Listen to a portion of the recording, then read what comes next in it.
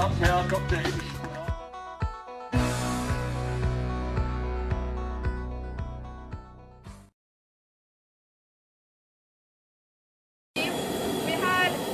this barrel with a couple inches of water, and we heated it up so as you can see it's like turning into steam.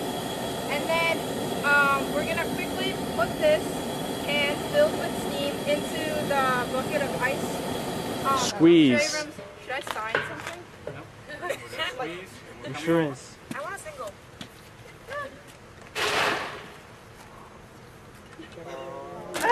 That is so wimpy. Well, I'm scared that it's gonna blow up my hands. Wait, no. Oh, Mr. Abrams.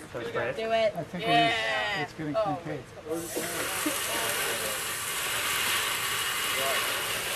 Oh, yeah.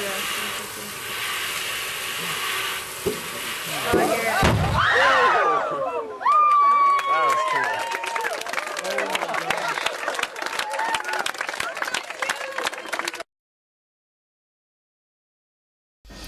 Hello everybody. Well, we wanted to show you a new product we have in development, which is a non-carbon nanotube super black coating, demonstrated here on one of the bronze masks that were previously coated with Vantablack S-Vis, and the same ones that were on. But this isn't Vantablack, so this is a new non-carbon nanotube coating. Vantablack coatings are all based on carbon nanotubes, and that's how they get their extreme performance. The thing to note though is that the camera is really struggling to pick anything up. So here's a high resolution still picture, and we thought we'd do one next to it with a flash and overexpose it. So now you can start to see a tiny bit of detail in the image.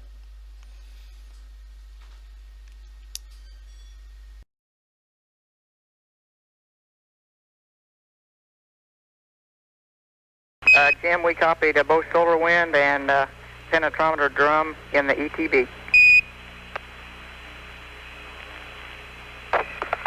Not quite yet. I haven't put the solar wind in yet, but I will shortly. I want to watch this. Joe, you have a good picture there. I've got beautiful picture, Dave. Well, in my left hand I have a feather. In my right hand a hammer. And I guess one of the reasons we got here today was because of a gentleman named Galileo a long time ago who made a rather significant discovery about falling objects in gravity fields. And we thought that where would be a better place to confirm his findings than on the moon. And so we thought we'd try it here for you. The feather happens to be appropriately a falcon feather for our falcon. And I'll drop the two of them here, and hopefully they'll hit the ground at the same time. How about that? Which proves that Mr. Galileo was correct in his findings.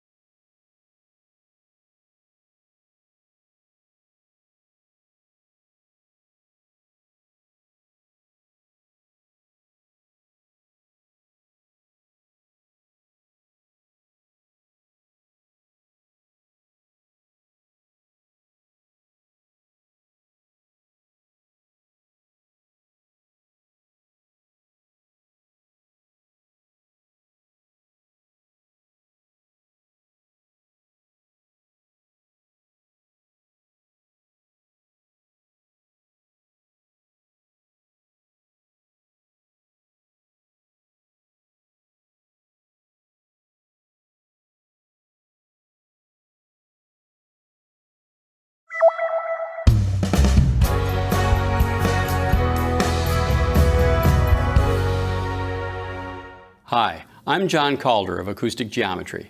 Let's talk about acoustics, which is basically how sound works in rooms. It may seem complicated, so let's make it simpler. Most rooms have flat walls and flat ceilings, and sound bounces off of these. So how does that affect the sound? I'll use these two Nerf guns to demonstrate. I've got this one aimed so this disc goes directly to the ear. That represents direct sound. I've got this one aimed so that disc bounces off the wall and it represents reflected sound. I'll shoot them both at the same time.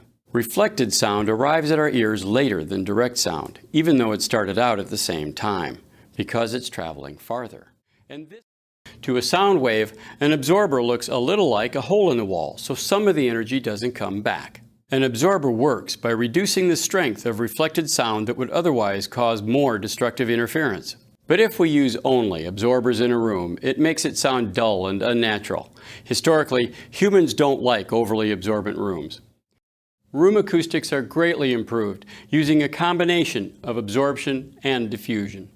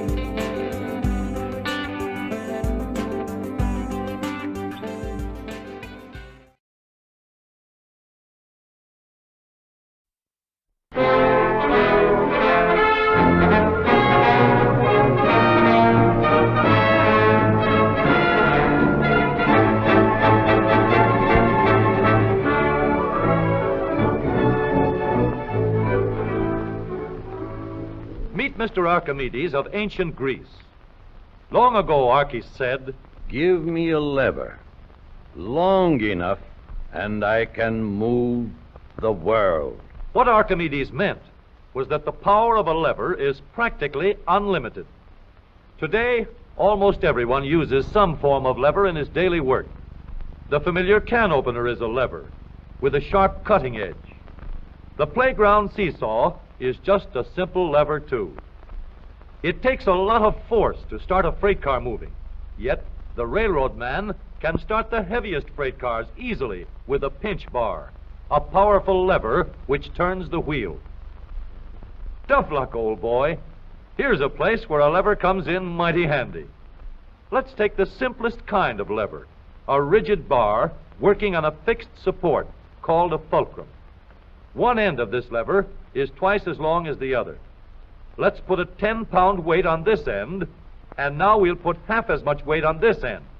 5 pounds, balance 10. If we have 25 pounds to lift, we just use a longer lever. The 5 pounds will now balance 5 times as much. We are now in neutral. The gears that are always in mesh are turning over with the engine, but the shaft to the rear wheels is standing still. A 3,000-pound automobile takes a lot of force to start. So in low speed, we get the greatest leverage by letting the smallest gear on the counter shaft turn the largest gear on the drive shaft. The engine on this model is running at a constant speed of 90 revolutions a minute. With low gears in mesh, the rear wheel is turning at 30 revolutions a minute, about a third the speed of the engine, but with 3 times the force. The power is going through these gears in the transmission. We now have 3 sets of spinning levers for going forward and 1 for reverse. With a gear shift lever, we can shift to any set of gears we wish. But with all these spinning levers in the transmission came noise and wear. Experts could shift gears quietly by careful timing of the gear shift and the engine speeds, but most of us made plenty of noise until new engineering developments made possible the long series of improvements that followed.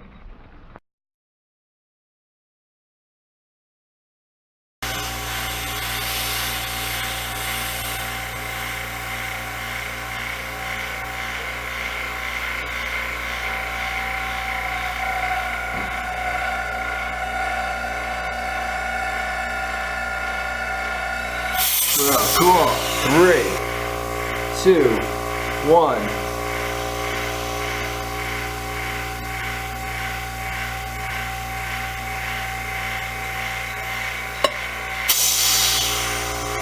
Pretty.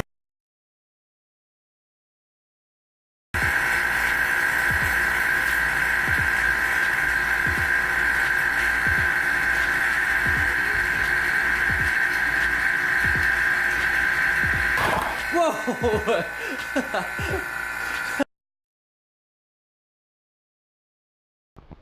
A simple experiment shows the effect of a lubricant. We use a block of metal polished to an even finish and a metal incline as smooth as glass. Without lubrication, the block will not slip. The two metal surfaces are in actual contact. However, if we lubricate the same surfaces, keep them apart with oil, the block will slide of its own weight. Here, magnified thousands of times, with the help of microphotography, we can see what happens when a metal surface glides over another surface of metal riding on a film of oil. Oil is a good lubricant because under high or low temperatures, it keeps an unbroken film to hold sliding surfaces apart, and it won't evaporate.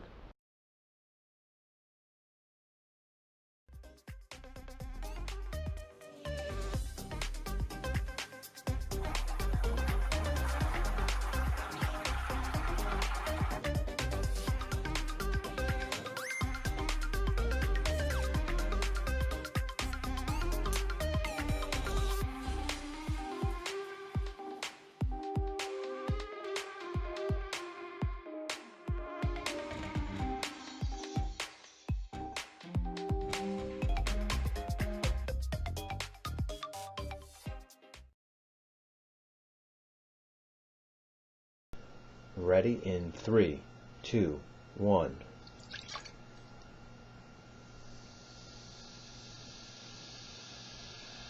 Okay, you see that fizzing right there?